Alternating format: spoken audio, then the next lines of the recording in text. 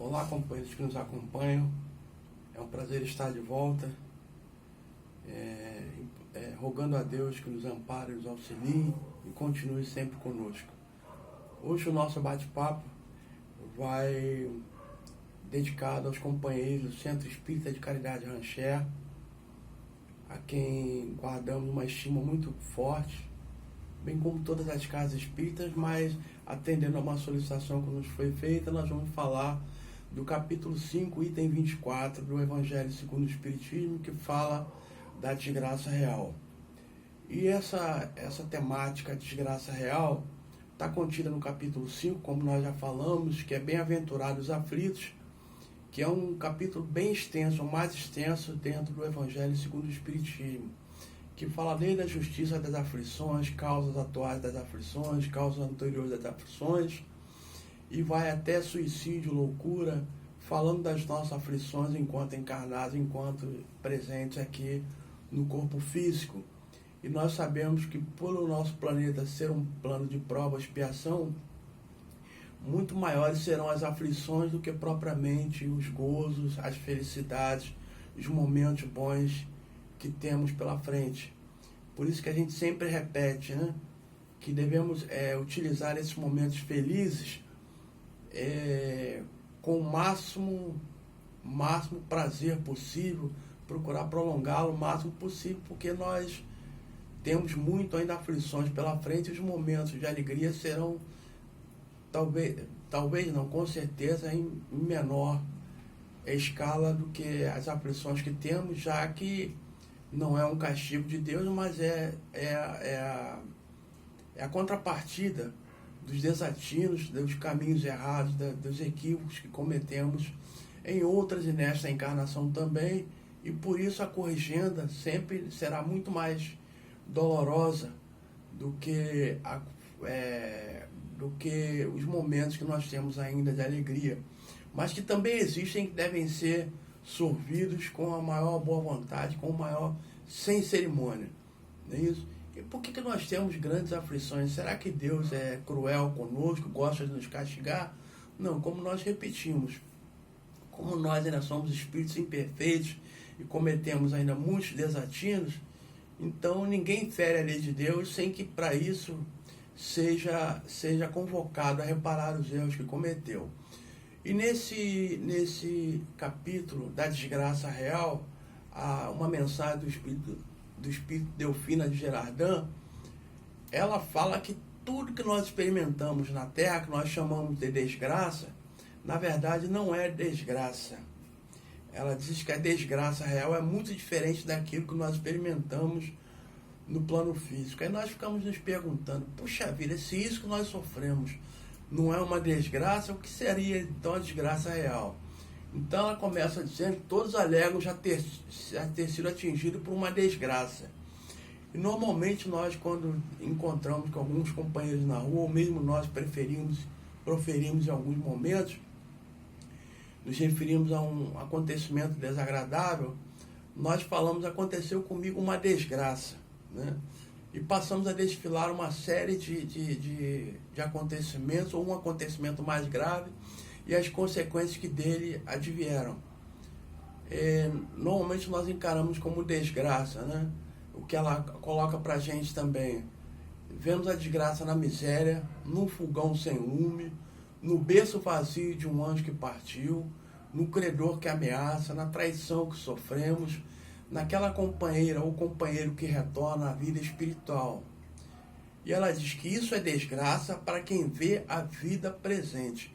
Então já começa abrindo para nós um parêntese, uma lacuna ou uma área explicativa, dizendo para nós o seguinte, que o que é desgraça ou não é desgraça depende da forma como a gente vê e encara a vida. Se nós encararmos a vida apenas pelo prisma do presente, tudo isso que nós alinhamos e mais alguns outros acontecimentos que são desagradáveis para nós, que nós não gostaríamos de estar passando, muitas das vezes a gente fala assim, eu não desejo que eu estou passando nem para o meu pior inimigo, né? Se nós encararmos somente a vida presente, realmente isso é um fato bastante desagradável, é uma desgraça, né? Mas se nós encararmos a vida futura, sabendo que tudo isso que nós estamos sofrendo é consequência, é o remédio amargo que precisamos para nos curar, para acordarmos para a realidade da vida, nós vamos ver que isso não é uma desgraça. Pelo contrário, quando você tem um grande débito com um lojista ou com uma instituição financeira e você consegue quitar esse débito, ou pelo menos amortizar parte desse débito, para você isso é uma desgraça ou é uma felicidade?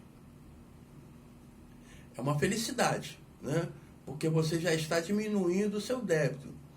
E você fica triste por quê? Porque você pensa assim, esse dinheirinho que eu estou dispondo para quitar essa dívida, eu poderia estar adquirindo um outro bem, poderia estar juntando para uma emergência, mas eu prefiro quitar esse débito do que ficar devendo, né?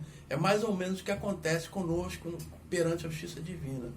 Quando nós estamos passando por uma situação difícil, é sinal que nós estamos começando a quitar perante a justiça divina parte dos nossos débitos, né? É aquele companheiro, aquela companheira difícil, que não nos entende, que nos espezinha, ou aquele companheiro que nós não conseguimos suportar e de certa forma ferimos e gostaríamos que ele estivesse bem longe, né? Mas é o remédio necessário que nós precisamos. Uma vez ouvindo uma companheira espírita falando na casa, ela falando assim, muitas das vezes a gente se refere a Deus falando, Deus, dá-me paciência. Mas nada Deus dá a nós. Ele faz com que nós adquiramos. E a paciência se adquire justamente através desse companheiro difícil, dessa companhia difícil, daquele que não nos entende, do nosso inimigo que não tem nenhuma cerimônia em apontar os nossos erros. Aí é que nós vamos conseguir a paciência, exercitando, né, no campo de provas. Então a Delfine Gerardin, ela define um ponto que eu acho da maior importância para nós. Quando ela fala que a desgraça não está no fato em si, mas nas consequências que ele acarreta. Aí eu fiquei pensando, a desgraça não está no fato, mas nas consequências que ele acarreta. Então vamos raciocinar. Quando um companheiro, uma companheira nossa parte, nós nos sentimos desconfortáveis pela saudade, pela dor da partida. Mas se nós encararmos, não como um adeus, mas como um até breve, embora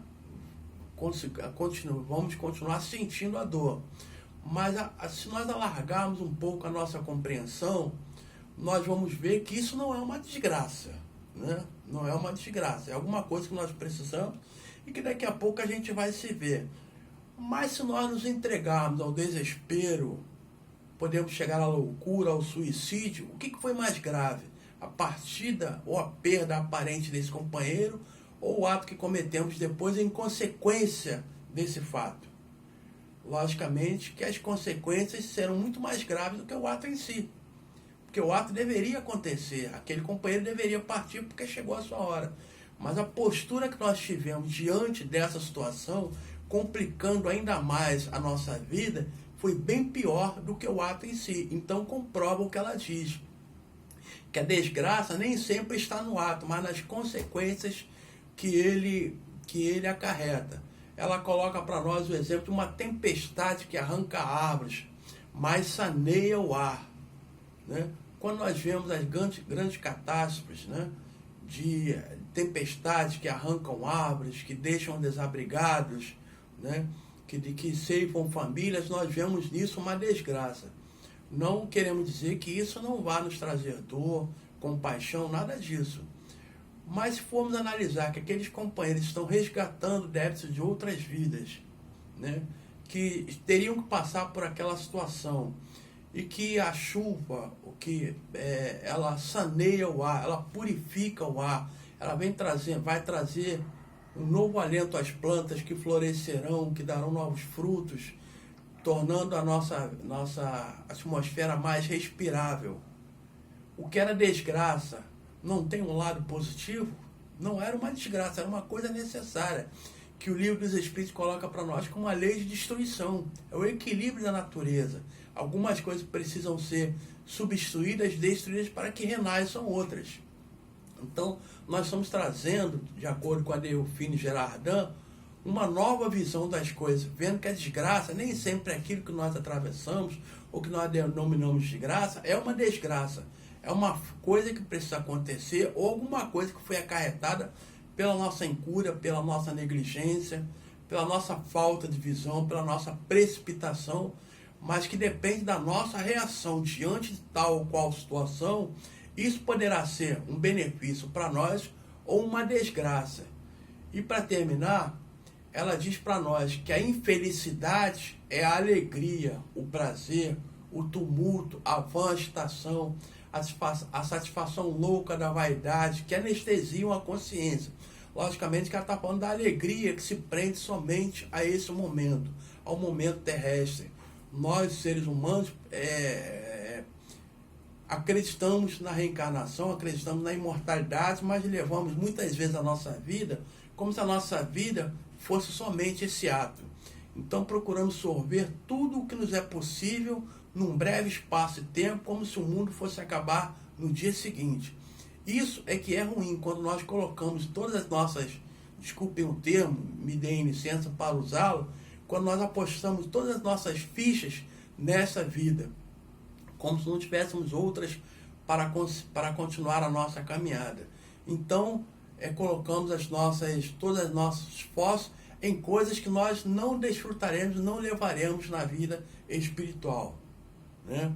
Então a alegria é ruim, é condenável? Lógico que não. A alegria de estar com um amigo, a alegria de estar reunido em família, a alegria de um bom filme, um bom passeio, de uma boa caminhada, tudo isso é válido, né? Nós precisamos dos nossos momentos de lazer, mas a alegria que entorpece a consciência, que nos adormece os sentidos para a vida espiritual, é essa aí que ela diz que é a infelicidade, cujos desativos nós vamos colher em existências posteriores, resultado da nossa invigilância enquanto encarnados na vida presente. E para terminar, é sempre bom, para fechar o nosso assunto, lembrar de um conselho de Jesus: não ajunteis tesouro na terra, onde os ladrões roubam e as traças corroem, porque nós acreditamos, temos certeza da vida futura, mas vivemos muitas vezes como se a vida fosse única, uma existência fosse única. Então precisamos reavaliar, rever e realinhar a nossa forma de agir, de nos conduzir, pois que cristãos que somos, conhecedores da vida espiritual, conhecedores da vida futura, não nos é recomendável agir como se nem nada conhecêssemos da vida. Muita paz a todos, muito obrigado pela consideração e pelo carinho.